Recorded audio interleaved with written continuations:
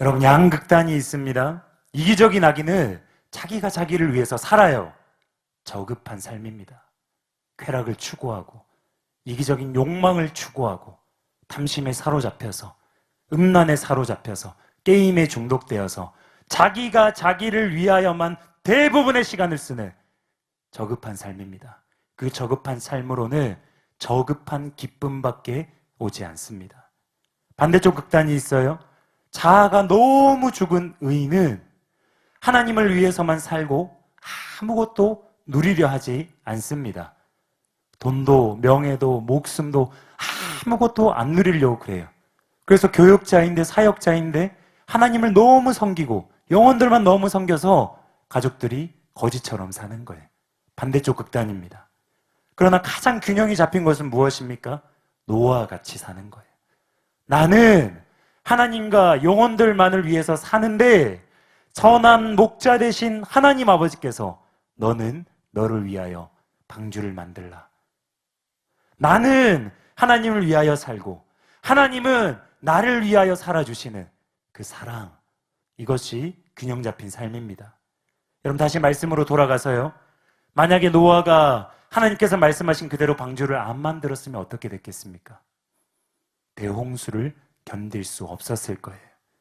그러나 노아는 너는 너를 위하여 방주를 만들라는 여호와의 명령을 꼭 그대로 준행했습니다. 세번역 성경 창세기 6장 22절입니다. 노아는 하나님이 명하신 대로 다 하였다. 꼭 그대로 하였다.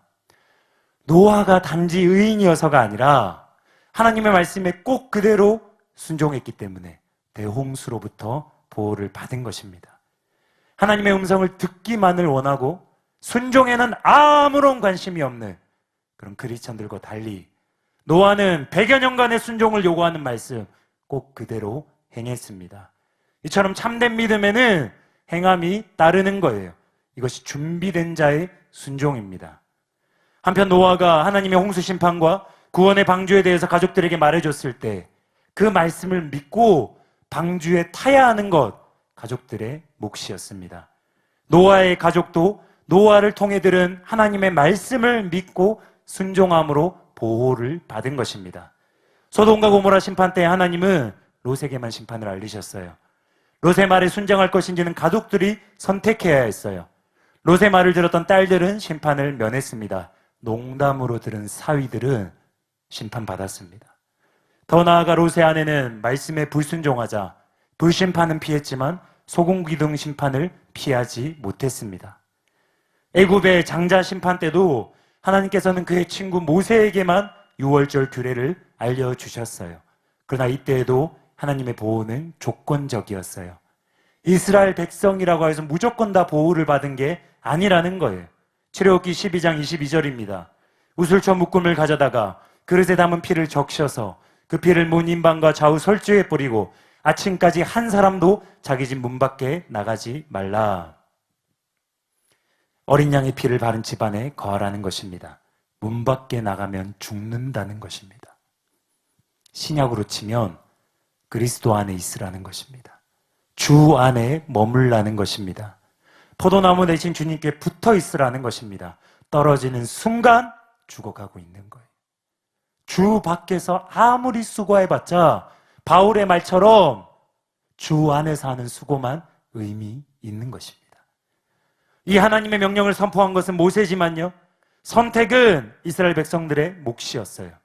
이처럼 의인 자신, 의인에게 속한 가족, 하나님이 선택한 민족이라 할지라도 말씀에 불순종하면 심판을 면할 수 없었습니다. 시대마다 동일한 원리가 진행이 되었어요. 그 이후로도 하나님께서는 시대마다 그의 선지자들을 보내어서 암탉이 그 새끼를 품듯이 자녀들을 보호하길 원하셨지만 불순종하고 또 불순종하여서 심지어 선지자 중에 가장 큰 역할을 감당하였던, 여자가 낳은 자 중에 가장 큰 자였던 세례 요한을 통하여 회개를 선포했지만 바리새인과 서기관들이 다음 말씀처럼 원치 않았습니다. 누가복음 7장 30절입니다. 바리새인과 율법 교사들은 그의 세례를 받지 아니하므로 그들 자신을 위한 하나님의 뜻을 저버리니라. 누가 저버렸습니까? 하나님은 영원토록 우리 자신을 위한 하나님의 뜻을 나타내시는데, 말씀하시는데 누가 원치 않은 것입니까? 그들입니다. 그러니 여러분 자신을 위한 하나님의 뜻을 저버리지 마시고, 하나님과 여러분 사이에 어떤 죄가 가로막고 있더라도 요한의 세례를 받으시기 바랍니다. 즉 회개를 하시기 바랍니다. 더 나아가서 이미 이 땅에 완전한 의인으로 오신 예수님의 말씀을 들으세요. 예수님을 임금과 구주로 영접하시기 바랍니다. 그것이 신약시대의 방주에 타는 것과 같습니다. 하나님의 말씀을 듣고 그의 전능자의 날개 아래 거하는 것, 하나님의 품 가운데 안기는 것, 그게 방주에 타는 거예요. 신약시대 때는 그리스도를 임금과 구주로 영접하여서 주 안에서 사는 것, 거듭나는 것, 주와 함께 하루를 사는 것, 그것이 방주에 타는 것입니다. 예수님의 말씀을 믿고, 즉 그리스도의 율법을 믿고 순종하는 것, 말세의 보호를 받는 유일한 방법입니다. 여러분, 구약시대 때는 어떻게 했습니까? 하나님을 경외하고 동물의 피로 제사를 드린 의인들, 다 그런 사람들이었어요. 아브라함으로부터 다 그런 사람들이었어요. 그들과 동물의 피로 하나님이 언약을 맺으셨습니다. 그리고 언약에 묶이셔서 그들을 보호하셨어요. 하나님의 신실하심이에요.